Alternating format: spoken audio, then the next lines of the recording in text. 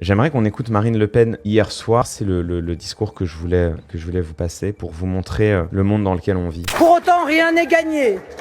Et le second tour sera déterminant. Déterminant pour éviter au pays de tomber entre les mains de la coalition NUPES 2 et en réalité d'une extrême gauche à tendance violente, antisémite et anti-républicaine dont les éléments les plus activistes de LFI, du NPA, des groupuscules violents ou communautaristes imposeront Jean-Luc Mélenchon comme Premier ministre. Là, on est dans l'achèvement, la forme finale du saccage du langage. Écoutez bien. D'une extrême gauche à tendance violente, antisémite et anti-républicaine. Elle parle en réalité d'elle-même. Qui est violent dans la rue depuis maintenant 3 semaines? Quels sont les groupuscules qui ont commis des violences, qui ont commis des agressions homophobes en disant « dans 3 semaines, on pourra casser du PD », qui ont défilé dans les rues en étant menaçants et agressifs vis-à-vis des passants.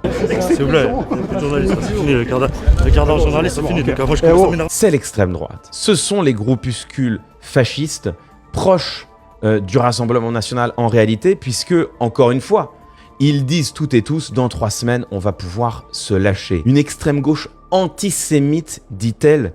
Mais quel est le parti dont plusieurs dizaines de candidats aux législatives ont été attrapés sur leur réseau à avoir tenu, il y a quelques années, récemment parfois pour certains, des propos violemment, directement, clairement antisémites?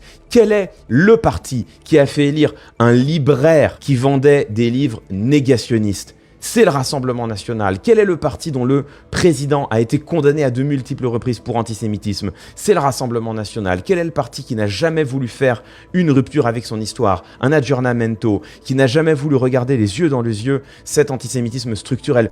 Je ne le crois pas. Ah, vous croyez pas que Jean-Marie Le Pen est antisémite? Je ne le crois pas. Parce que s'il le faisait, il perdrait des voix. Parce que Marine Le Pen sait très bien qu'une partie de ses électeurs sont brutalement, violemment, clairement antisémites. C'est le rapport de la CNCDH, la Commission nationale consultative des droits de l'homme, qui le dit. L'électorat RN est l'électorat le plus antisémite et de très loin parmi les forces politiques françaises. Anti-républicain, dit-elle. Quel est le parti qui souhaite faire la distinction entre citoyens français, les mononationaux et les binationaux qui seront privés d'une partie de leurs droits? C'est le Rassemblement national. Quel est le parti dont certains disent qu'il faut faire la différence entre les vrais Français et les autres, ceux qui ont des papiers français mais qui ne sont pas vraiment français parce qu'ils sont issus de l'immigration? Maintenant, nous pouvons faire la distinction entre ceux qui font partie de la société et qui, vous, moi et plein d'autres personnes qui ne se sentent pas français, qui parlent une autre langue, qui vivent d'une autre manière. Nous sommes tous soumis aux mêmes lois.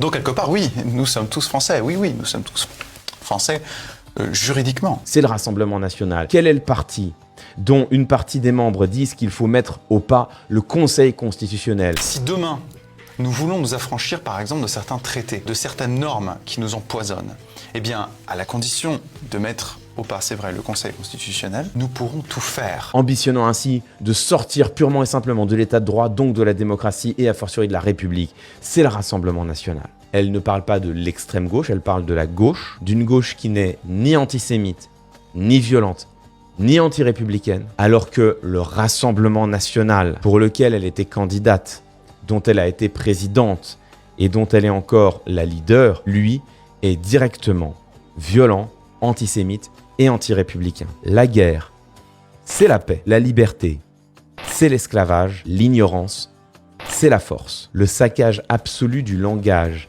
imaginé par George Orwell en 1984, vient d'être ici assumé stricto sensu par Marine Le Pen. Voilà l'espace public auquel nous prépare le Rassemblement national. Un espace où les mots n'ont plus aucun sens, où la réalité ne compte pas, où on peut dire le contraire de ce qui est vrai pour gagner des élections. La destruction du vrai érigée en mode de communication. Marine Le Pen fustige chez la gauche ce qui en réalité est le propre de son propre parti. Dans le monde que nous prépare le Rassemblement national, nous ne pouvons même plus nous comprendre puisque le langage a été décorrélé du réel. Bien sûr, encore une fois, Emmanuel Macron a une responsabilité absolue dans cet avènement. Si Emmanuel Macron n'avait pas lui-même travaillé à détruire le langage, à détruire le sens, à dire le contraire de la réalité pendant des années et des années, nous n'en serions pas là. La destruction du sens opérée par la Macronie a préparé l'accession du Rassemblement national au pouvoir.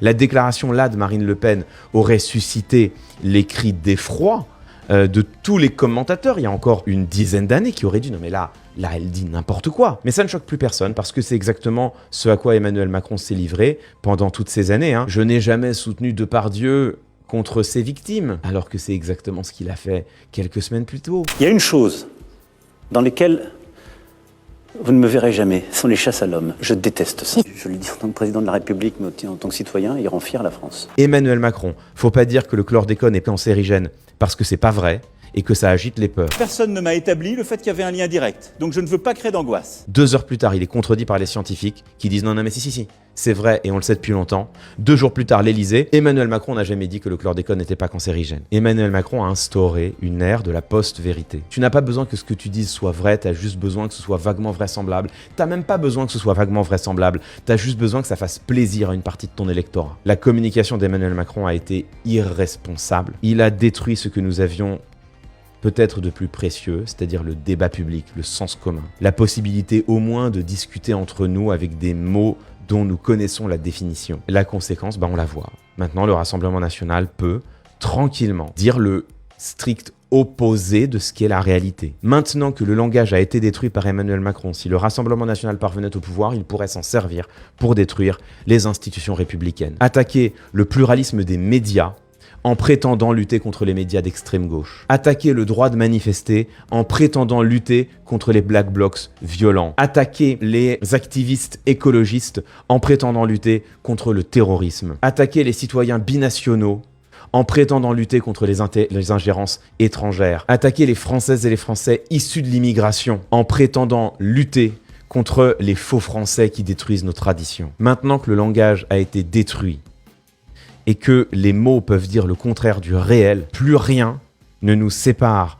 de décisions qui détruiront petit à petit tout ce qui fait le cœur de nos institutions républicaines. Ça n'est pas une prévision de mauvais augure, c'est déjà le cas, c'est déjà réel. C'est exactement ce que Marine Le Pen a fait dimanche dernier, au soir du premier tour, en qualifiant le nouveau Front populaire d'une extrême gauche antisémite, violente et anti-républicaine, alors même que ce sont précisément, rigoureusement, les 3 adjectifs qui peuvent qualifier le Rassemblement national. La guerre, c'est la paix, la liberté, c'est l'esclavage, l'ignorance, c'est la force.